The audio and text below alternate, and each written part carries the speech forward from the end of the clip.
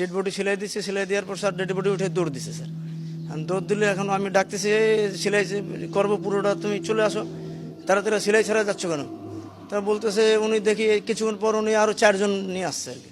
আমি বললাম স্যার দেখেন গেছে একজন আর 4 জন ডেড বডি নিয়ে আসছে। আমার নাম সুশীল ডোম, আমি খুলনা মেডিকেল কলেজে 1999 সালে জয়েন করছি। আর 2002 সাল থেকে এখানে ময়নাতদন্ত কার্যক্রম শুরু হয়েছে আর কি। তখন থেকে আমরা এই ময়নাতদন্তের কাজে নিয়োজিত আছি ফরেন্সিক ডিপার্টমেন্ট, মেডিসিন বিভাগে। 2002 সাল থেকে এপ্রিল মাসের শুরু হচ্ছিল, এখন 2024 চলে। তাহলে এর মধ্যে প্রায় 11 থেকে 11,500 মতন ডেড বডি আমরা ময়নাতদন্তের কাজে সহযোগিতা করছি। না ভয় এই পর্যন্ত আল্লাহর রহমতে বা ঠাকুর কৃপায় কোনো ভয় পাইনি, তবে মাঝে মধ্যে স্বপ্ন দেখি যে একটা ডেড বডি সেলাই দিচ্ছি, সেলাই দিলে এখন সে মাঝে দেখছি স্যারকে বলছে আমার যে স্যার ডেড বডি সেলাই দিচ্ছে, সেলাই দেওয়ার পর স্যার ডেড বডি উঠে দৌড় দিচ্ছে স্যার। দৌড় দিলে এখন আমি ডাকতেছি সেলাই করবো পুরোটা, তুমি চলে আসো তাড়াতাড়ি, সেলাই ছাড়া যাচ্ছ কেন? তা বলতেছে উনি দেখি কিছুক্ষণ পর উনি আরও 4 জন নিয়ে আসছে আর কি। আমি বললাম স্যার দেখেন গেছে একজন আর 4 জন ডেড বডি নিয়ে আসছে স্যার। এই হলো ব্যাপার। ইনস্ট্রুমেন্ট দেন, কিন্তু ইনস্ট্রুমেন্টগুলো একটু উন্নত মানে না, আমাদের অনেক কষ্ট হয়, বিশেষ করে মাথাটা কাটতে গেলে মাথার চারা আমরা এখনও সেই পুরাতন ব্রিটিশ আমলের হাতুড়ি বাটল দিয়ে আমরা কাজ করি। কিন্তু এখানে আপনার যদি ইলেকট্রিক শ থাকতো তাহলে এই দিয়ে আমাদের জন্য একটু কাজ করতে সুবিধা, আবার কাজেও দেরি হয় এবং সেগুলো রেডি করে দিতেও পাবলিকের বা যার যে গার্জিয়ানের কাছে একটু অনেক কষ্ট হয়ে যায়, আমাদের সময় লাগে যায় আর কি। ইলেকট্রিক শটা হলে আমরা মাথার কাজটা একটু ভালোভাবে করতে পারতাম, কিন্তু হাতুড়ি বাটল ব্রিটিশ আমলে বাড়ি দিতে দিতে অনেক সময় লাগে কাজ করতে। তো একদিন গেলে তার পরদিন বডি পচে যাচ্ছে, সেই পচা গন্ধ পোকালা ডেড বডি আমাদের কাজ করা লাগে। আমরা সেলাই দিই এবং সেলাই অনেক সময় ধরতে চান, অনেক কষ্টে সেলাই টেলাই করা লাগে।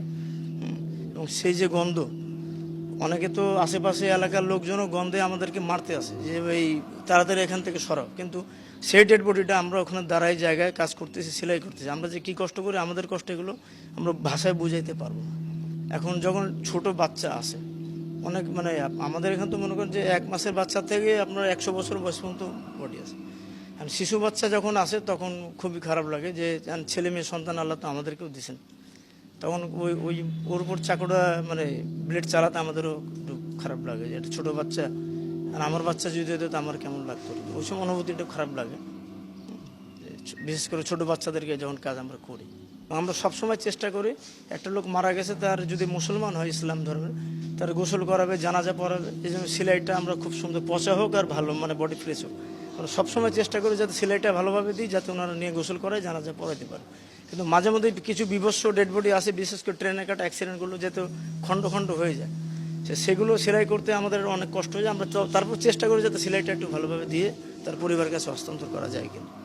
ওনারা তো এখন মেনে নিয়েছেন, আমার ফ্যামিলিগত কোনো সমস্যা নেই, আমার ছেলে মেয়ে ওনারাও বলছেন বাবা এটা তো তোমার কর্ম, কারণ কর্মকে তো ঘৃণা করা যাবে, আমি যদি কর্ম না করি তো আমি তাদের পেট সংসার চালাবো কী করে, এটা নিয়ে আমার ফ্যামিলির কোনো সমস্যা নেই।